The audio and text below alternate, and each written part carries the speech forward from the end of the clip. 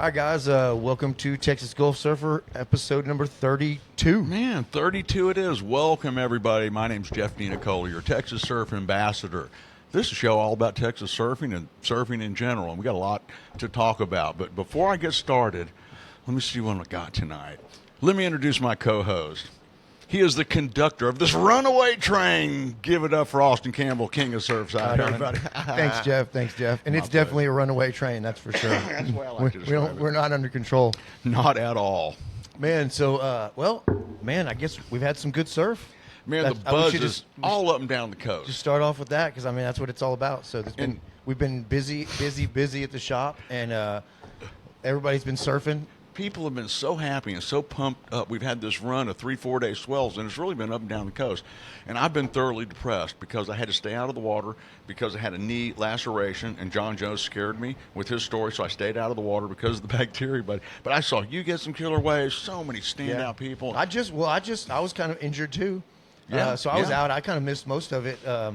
In fact, the last couple of weeks where there's been a few surf, and then I think this is really good, I guess, starting like somewhere Thursday or Friday through the weekend. It seemed like everybody had some surf because we were busy. Refresh my memory. When did it start? Like Friday, Saturday, Sunday, and we just had some finishing waves today. It seemed like somewhere around Friday it started to build, and we had surf all through the week. And then, there was surf. I would say it's been about 5 days, really. And I kept driving back. If we had KP said he's been surfing for 5 days. Yeah, KP's calling out Johnny Rescue McGee for a short board standoff. I love it. He said he's coming for TGSA, so watch out. I'd love to instigate that, but KP's surfing on fire right now. I would say he said about 5 days. So what? Thursday, Friday, Saturday, Sunday, Monday. Today was dead. It was pretty much. There was a little bit. I seen a few guys out this morning. I had a surf lesson this morning, and I didn't get one single daggum wave. But I'm making a comeback. Yeah. I mean, I was in the shop and people were coming in talking about how good surf was, but I had a shoulder and knee injury. Kind of from too much. It's good to see you get back in the water because you really hadn't been in. I kind of overdid it a little bit the first day back, though. So I was like Johnny McGee numbers out there. Yes, you were, man. Plenty of waves. Man, Rick Morris was getting tons of waves. So, last night. He rode 1.5 miles worth of waves on his watch, he said. So it was crazy. we were comparing that, and so he had 1.5 miles worth of waves. Bravo, bro. And, like, I had mine didn't separate the wave miles from the paddling. Right. I encompassed 3 miles. Oh, that's while I was surfing, man. Yeah. So Does paddling. That include paddling? So paddling and surfing, it was like 3 miles. You got to give me one of them watches. It's like 23 waves. We are going to discuss some of the waves that are up and down the coast, but here, man, I kept going and watching everybody. There were so many waves written, but it was written. It was clean. The wind wasn't out of control. There was waves at Quintana to Surfside, all up and down the beach, man. Chuck told me. Oh, man, that's reliable. That he saw a 4-foot wave in front of Crab Street in front of Ted's house. Well, there you go, man. I got to see Ted the other day. And he said it was a real 4-foot wave. Right. Not just a, Texas 4-foot wave. He said it was a big wave, yeah. Very nice, man. Chuck is very reliable in the surf reports. Anyway, man, I saw a lot of people down at the jetty. Steve Hirsch came over, friend of the show, soon to be a guest, and he came over on his longboard, caught him some nice time on the nose. Of course, Ivan and Jess caught a bunch of waves, man. The Nelson brothers. Speaking of Jess DeCampi, man, people love her. In fact, we are going to have her come on the show and do little bites and pieces and things and interviews and just be part of the show and pop in a couple times. Yeah, we're going to have her talk about some of the stuff going on with women's surfing and everything. We need some female input. Yeah, maybe get her. Speaking of which, man, I am pumped. Yep.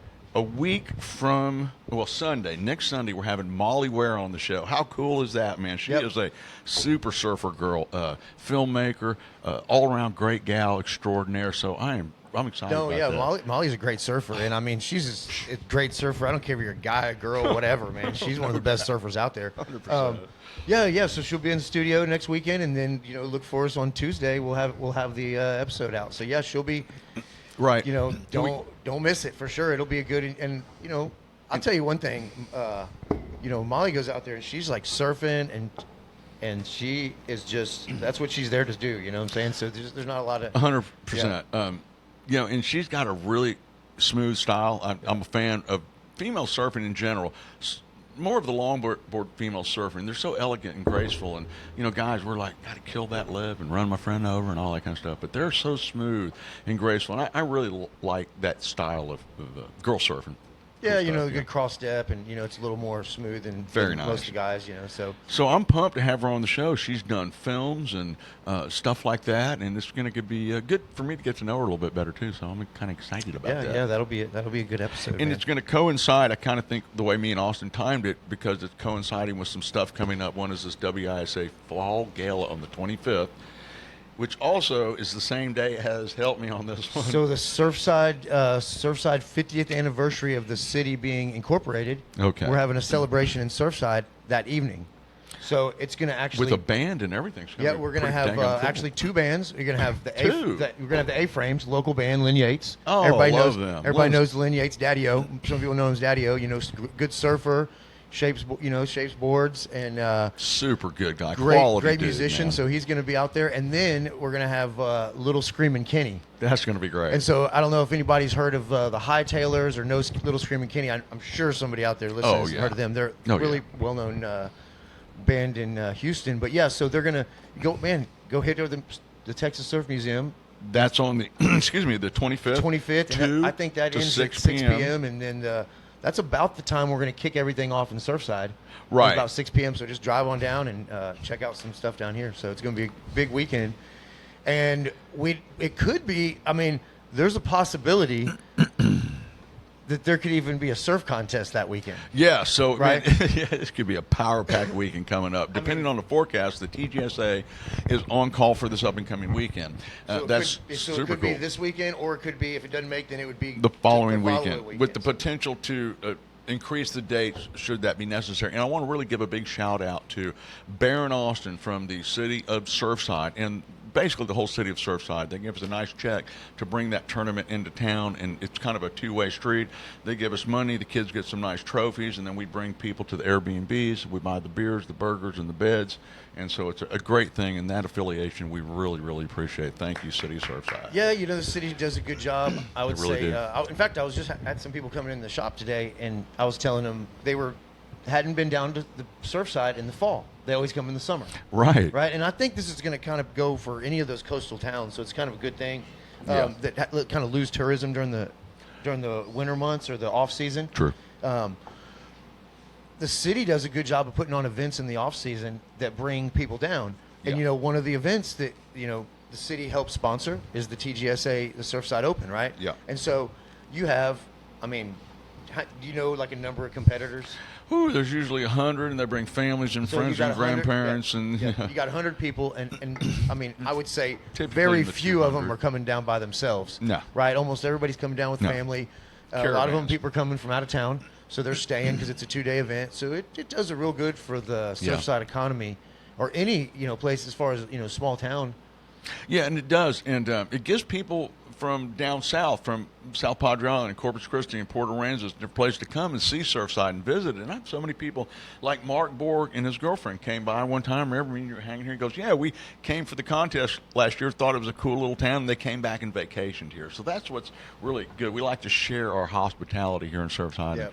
And likewise, when we go down there, they treat us great. But back to the event, though. It's going to be the Surfside Open is going to be a pretty good event. Usually, yes. We've had pretty good turnout for it. Especially last year was great. We had great waves last year, and so man. And rumor has it we got to test Austin to see if he's willing to pull off another Texas Gulf surfer at the event. Yeah, I think we could get the kid with that again. My technical advisor. I think it's doable, man. We really enjoyed interviewing those kids, and I think we're going to have a lot of people there, and it's going to be there's tons of fun. It's just good for the community. I'm proud to be able to do that. Yep. So what do we got? Like 3 more weekends on call for sure, right?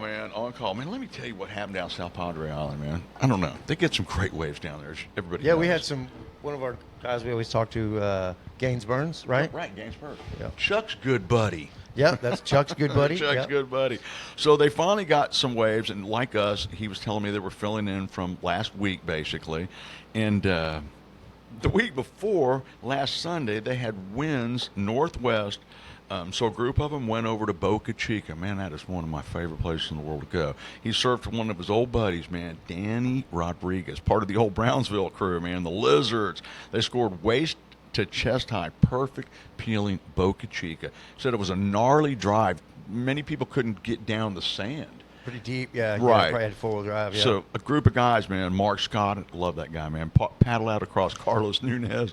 That's a gnarly paddle across that jetty. Jason Hernandez, Frank Ferris, they were all ripping Boca. Then it got to head high. And just loved it. So a lot of people were surfing the other side of the jetty, but that was the premium spot, was Boca Chica. Years ago when I was young, I paddled across from that South Padre Island side of Boca Chica. Yeah. That's no easy feat. No, I mean, it's not. It's a wide. It's a pretty good paddle. Yeah, right? yeah. But there is if the wind and the waves are coming from the right spot, direction, man. that's perfect. I mean, you're going to get a perfect. I haven't surfed it, but probably a handful of times. Oh, I'll tell you what, a lot of guys from Corpus, Shane Wiggins, Stefan Lewis, one of our correspondents, Trey Kemp, Nick Brewer, they came down from Corpus because, they're just like a 3-hour drive or something from there. So when they know that place is premium, they're going to go. Yeah. Get out of Corpus. So I'm pumped, man. Really, the whole coast, even as our friend Steve Hirsch, friend of the show, said, there was waves in Galveston, and from what I understand, they were surfing them, and everybody's happy. I know it was pretty crowded down here because, like I said, I had a lot of people coming in, grabbing stuff from the shop, and then a lot of board rentals. Dude, you were busy. I noticed that all weekend. Yeah, we had, and it was like a summer. I guess it's fall break for like the kids that get out of school and fall break now. Yep. So it's like spring break. It's like a mini spring break right now. And then the surf was good. Beaches were packed. It's great to see, man. Yeah. We did quite a few lessons. Had some kids out in the water and stuff like that. So man, had some relatives come down. Just enjoyed the weather and the weekend. I want to shout out to. I almost can't even say, man. It's right here. Let me read it for you guys. It's Sun and Sea. My buddies, man, Rick and Larry, man, hooked me up with the golf cart. Anybody wants to rent a golf cart, I picked it up. It was immaculate. Returned it. Just such a great experience, busy, man. They were busy too, man. I think they were rented. They were all out of golf carts. So, man, we've been good weekend over here. Yep, and love it. Man, and love it. We've been busy in the shop too. We got a bunch of boards going. We got yours. The template. We put the template out, and Jeff's kind of got to see what he's going to have it right there. Yeah. We got the surf museum. They kind of jumped ahead of you a little bit. Yeah, but, we can't complain about that. No, I'm fine with that. But I am the next board to be made here, and then we're going to do little segments, kind of showing you shaping it, showing people glassing it, KP, and that's going to be good. We'll condense it into a little short. I put the outline on it, and I know like KP's been drooling over cutting it out. He's like, "Oh man, I love that outline." So it's this real nice. Secret weapon. So, and speaking of KP, man, rumor is he's coming and going to reignite his competitive career coming up Surfside Open. Rumor has it, man. We're trying to get him on there, man. He's dude rips, man. I'm telling you, great surfer. So I'm trying to instigate a legends match between Johnny McGee and KP because I think KP's going. Good. Well, Johnny's been killing it on the shortboard, so I love him, man. But man, it's definitely been. Let's see what else we got going on around here. There was something else we want to talk about. Remember you were telling me about it. Well, there's something I wanted to just put a little, one of the weird little PSA out there. Little public service announcement. Here it comes, folks. And we still get people calling asking about dings. And we may be able to fit some in here and there eventually once we get caught up and everything, but. One of the requests we get a lot, and I actually shared this with a friend of mine in Florida, Sky Adams, who builds surfboards, and I shared it with him and kind of asked him, does this only happen here? Is this something going on? Folks, I just want to say this to you: there is no such thing. Don't ask someone to reglass a surfboard. What even is that? What do you mean? How do you? I'm not really sure, but how do you reglass a board? Well, I mean, I guess you do it once. I guess we wouldn't say maybe there's no such thing because I guess there's plenty of people that peel glass off a board and reshape it. Yeah, how does Avelio do it? Well, that's that. He makes beautiful boards. They're heavy. He does, and he does do a reglass job, but they're heavy, and a lot of those things are for wall hangers. Exactly. Okay, that was my. And that is beautiful though. That is a specialty. I would say yes, that was a specialty thing as far as like board repair. But in general, maybe you have a really beat up board. Yeah. And you just say, and we get a lot of, hey, reglass. Can you reglass this?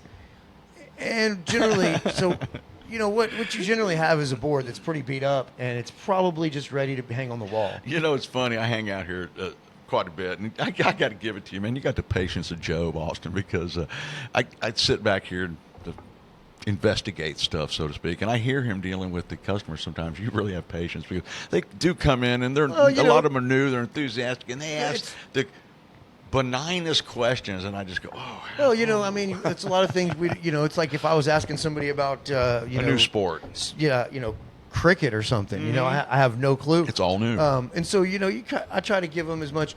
But no, you do good. But the thing is we always get that, and so I text my friend Sky. I said, hey man, does it just happen here, or do you get the reglass?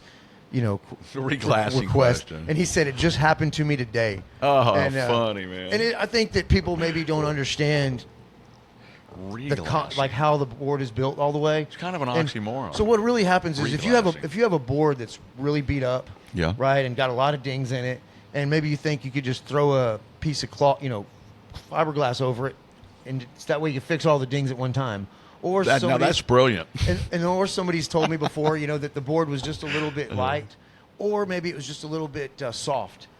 But the problem is, what you have, you have to sand those boards like what Avilio does is he sands them down to where there's cloth showing, like all the way, right? They're sanded all the way down, and then there's no contamination left.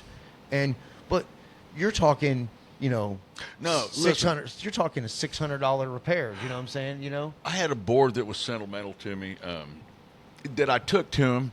He did it, and it was masterful. It was beautiful, but it's heavy. It wasn't surfable. It was wall hanger. Right, but and that's the thing is that's fine. Once you've put the fiberglass on the board, and the shaper and the glasser know how much fiberglass they want on the board and how much they want the board to weigh to perform the way it's supposed to. Right. It's never going to do what it was meant to do if you add a whole nother layer of fiberglass, right? I mean, it's just, and you have pressure dings and you have contamination. Yeah. So it's not something, so I just wanted to put that out there just because we get, maybe people don't understand how boards are built or, some of the things that go into like fixing them. That's why I really think that this segment we're going to do on Bill Jeff's board, I think that's really going to help people because we'll put a little more pictures out than when we talked about it and stuff like that. And we'll go in the shaping room. And we're going to take people through the steps. Yeah. And I think that's huge. So that's one thing I'll say is like, I think this. If you think your board needs to be reglassed, it's probably bring it to Austin and your dings. It's probably ready to hang up on the wall, right? Now I heard there was a guy in a white van that does ding repairs and hairdos. So I don't Lordy, know. not touching that. Not touching that. But anyways, what else were we going to talk about, man? I've loved Fred, but I'm the Goodwill Surf Ambassador, man. That's ding repairs and hairdos. I could see that sign coming. But so, anyways, the surf's been good, and everybody's been happy in Surfside. I'll say that, and up and down the coast. Rumor has it that someone's going to get a bunch of 50 of those little yard signs and put your number on it. Ding repairs and go stick them all over Surfside.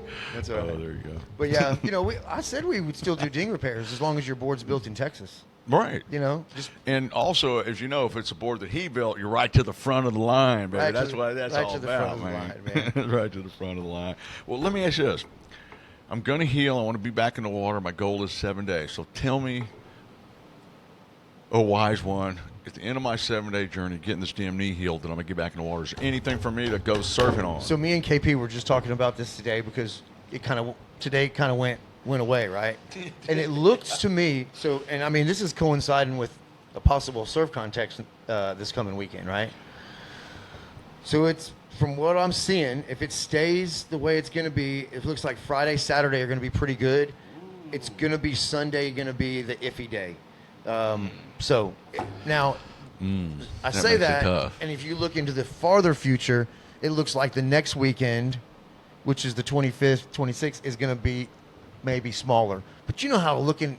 It's hard to say. I bit the bullet and did the 15-day forecast on that surf captain thing. And the truth is, I could have been fine with 7 days because they change it, and it's all a moving thing. So, but I do like to look out 15 days. But I'm noticing when I re-look every few days, it's a whole different, Yeah, thing. like I would say a few days ago, it had the 25th, 26th as being possible, and I think that's moved. But that's all weather patterns.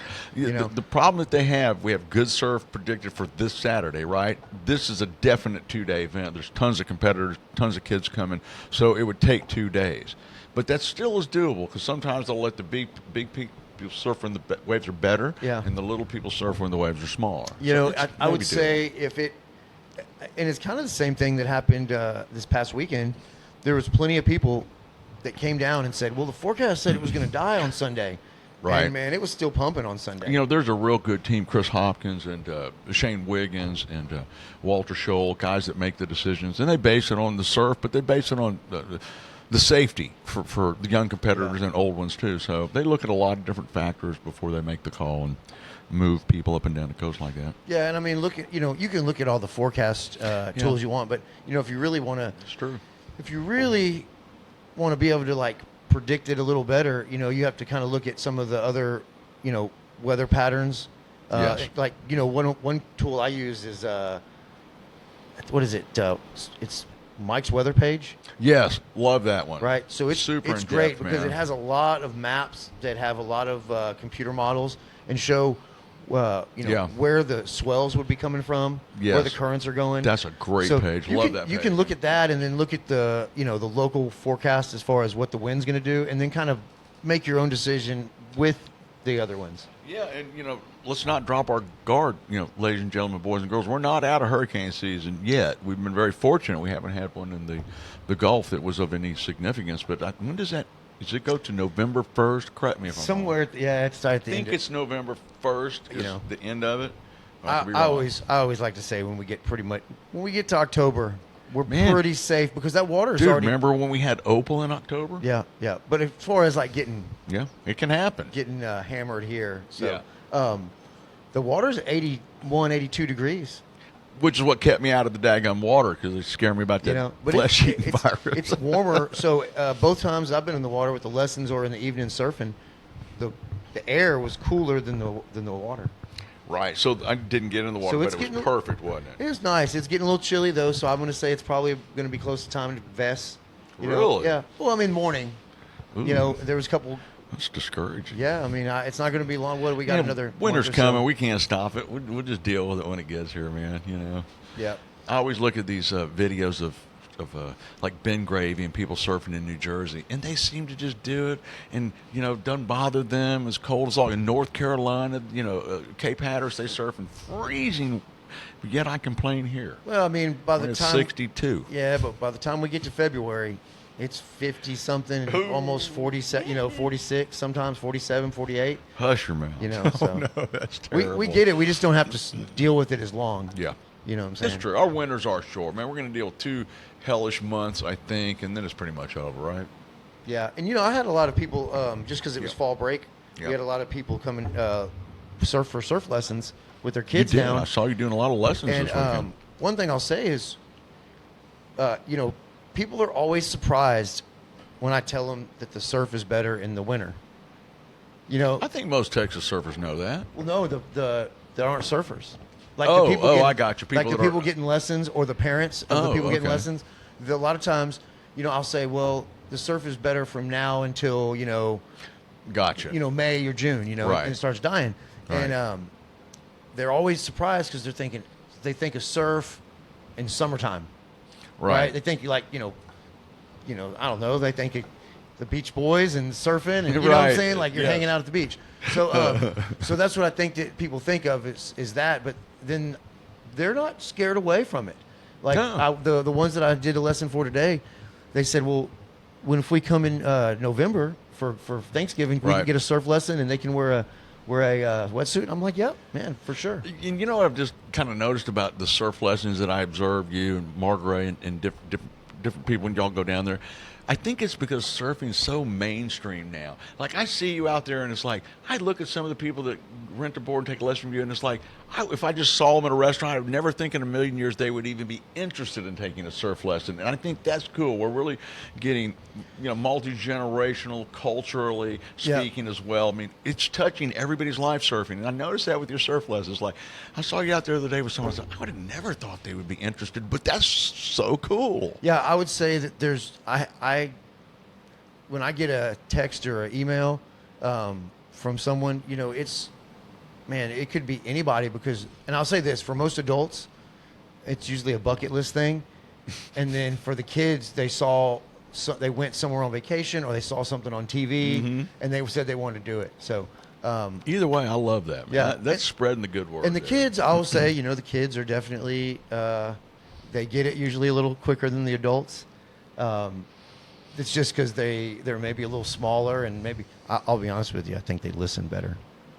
I think the kids listen better than the adults. I don't disagree with that. My experience is kids are very easy to teach. Yeah. They're like little sponges; they'll absorb what you tell them to do and go right. But it was busy, and I tell you, we had a morning surf lesson. It was a little chilly, Really? But I mean, I think it was like 68 in the morning.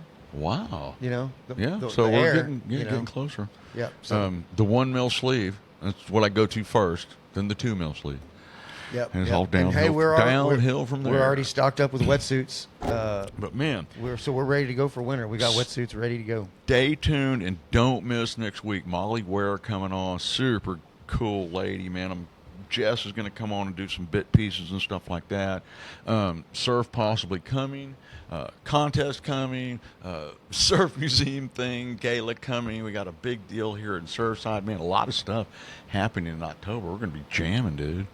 Yeah, it's going to be. It's definitely a month filled with events, and then we had good surf, so it's been a good month. And then of course we got Halloween coming, so we do have a special guest coming on for Halloween too. We do have a special guest coming for Halloween. Yeah, and, he's over there in the corner right now. Yeah, he's hanging out, and I tell you what though.